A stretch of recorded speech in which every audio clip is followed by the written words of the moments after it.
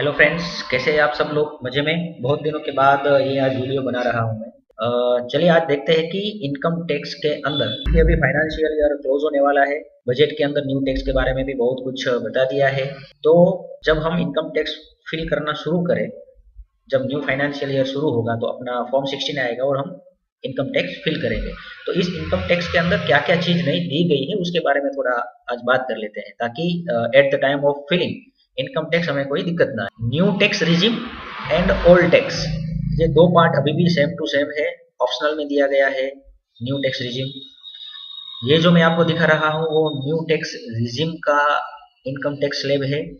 Old tax regime का जो income tax slab था उसके बारे में भी बात करेंगे। न्यू टैक्स रिजिम के अंदर अप टू 3 लाख का जो अमाउंट है वो नील है, मतलब उसके ऊपर कोई टैक्स नहीं है। 3 लाख से 6 लाख के बीच का जो अमाउंट है उसमें 5% है।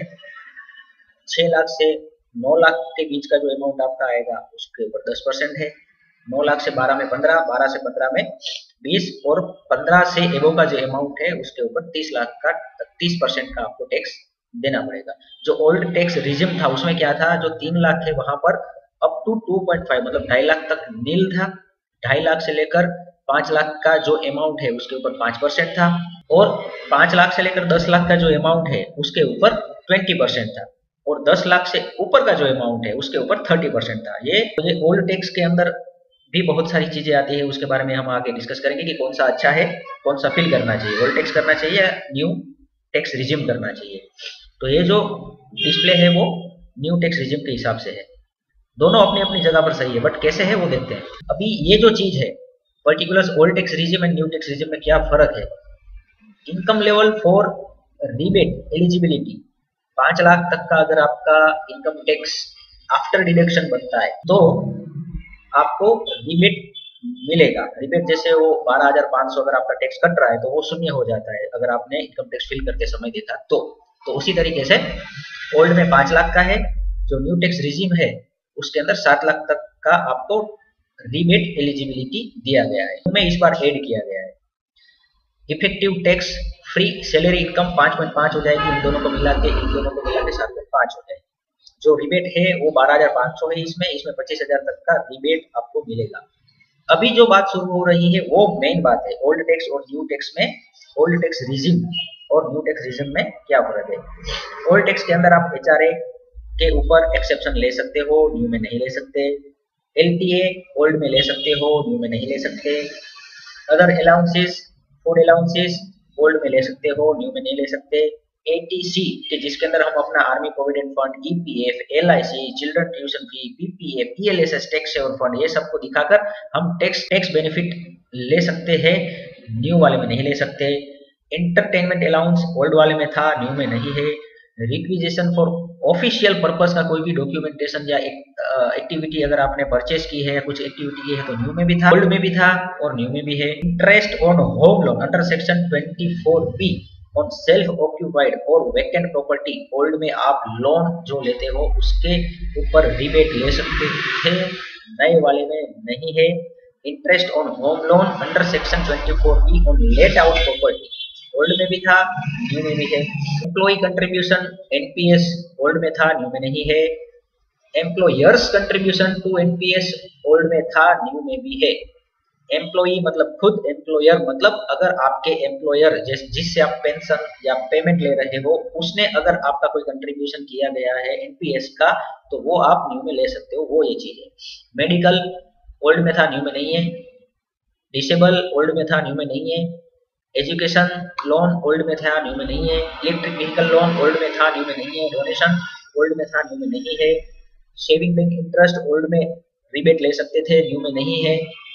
अदर चैप्टर जो VI 5 के अंदर के डिडक्शन में इसके अलावा जो भी रह गया है वो पूरा ओल्ड में था, मतलब एनी टाइप ऑफ डिडक्शन जो होने चाहिए वो सब ओल्ड में था, न्यू में नहीं है। Old contribution to Agniveer corpus fund वो ओल्ड में था, न्यू में भी है। Deduction on family pension old में था, न्यू में भी है। गिफ्ट अगर आप कुछ करते हो अप टू 5,000 ओल्ड न्यू दोनों में है। Tax exception under section 10C old और न्यू दोनों में है। Exception on gratuity old new दोनों में है। Exception on leave encashment old new दोनों में है। डेली अलाउंसेस दोनों में है। Transport allowance for a special abled person जो है उसके लिए ओल्ड में था, ओल्ड में सबके लिए था, और न्यू में सिर्फ इसके लिए है।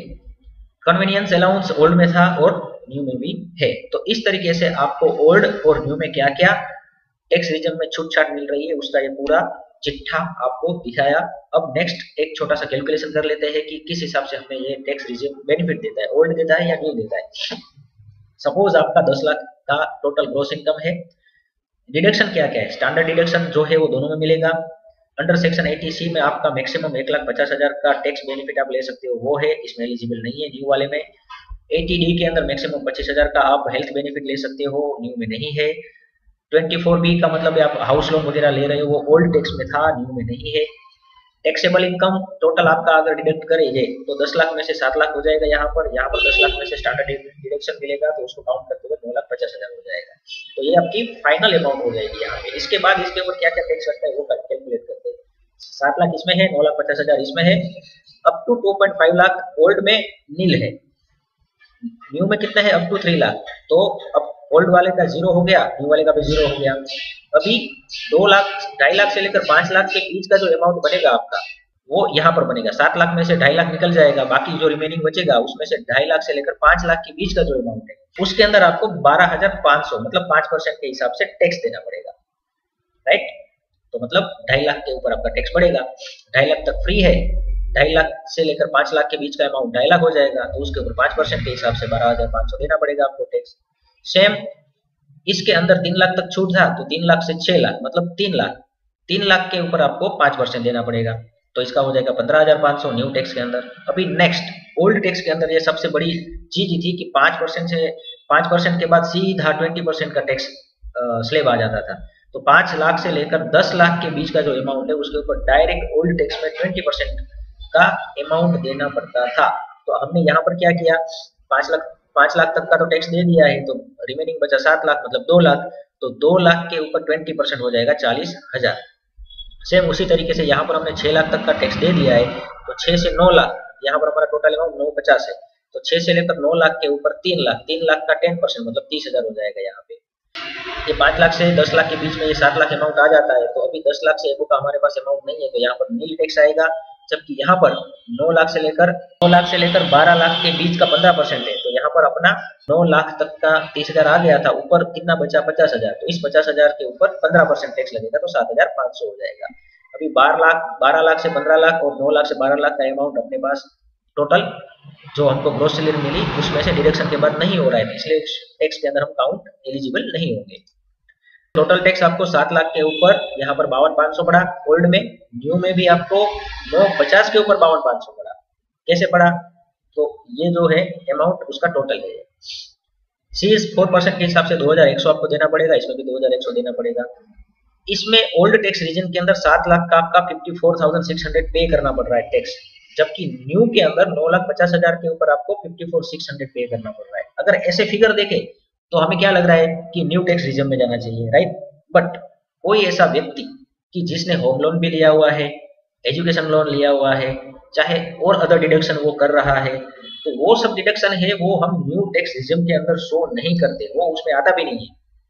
तो इसीलिए उन बंदों को कि जिनका पे ज्यादा है और साथ में उन्होंने होम लोन लिया है, एजुकेशन लोन लिया है, मेडिकल इंश्योरेंस लिया हुआ है, मम्मी पापा का इंश्योरेंस किया हुआ है, या इस टाइप की कोई भी एक्टिविटी की है, तो उनको ओल्ड टैक्स रिजम में ही जाना चाहिए। चाहे वहां पर 5 लाख से लेकर 10 लाख के बीच में जो टैक्स अमाउंट है वो 20% है, फिर भी आपको ओल्ड टैक्स में जाना चाहिए, क्योंकि लास्ट में वो जब अमाउंट आप शो करोगे तो नियर अबाउट जो टैक्सेबल इनकम है वो आपका कम हो जाएगा। लेकिन अगर आप न्यू टैक्स रिजम में गए, अगर आपका ये home loan, education loan, medical insurance, आपका मम्मी पापा का, बाकी कितना भी एलटी हो गया, लीव ट्रैवल्स अलाउंसेस हो गया, कोई फील्ड अलाउंसेस हो गया, अगर ये सब आपको नहीं दिखाना है, मतलब आप एलिजिबल नहीं हो, तो आपको न्यू टैक्स रिजम में जाना चाहिए। जितने भी लोग सर्विस करते हैं उनको मैक्सिमम ओल्ड टैक्स रिजम में जाना चाहिए, जो सर्विस नहीं करते और कुछ बिजनेस करते हैं और बाकी सब एक्टिविटी करते हैं उनको न्यू टैक्स रिजम में जाना चाहिए।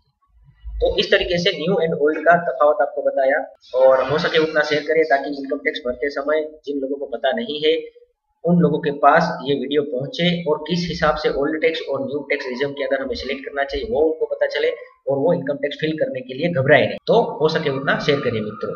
Thank you. जय हिंद, जय भारत।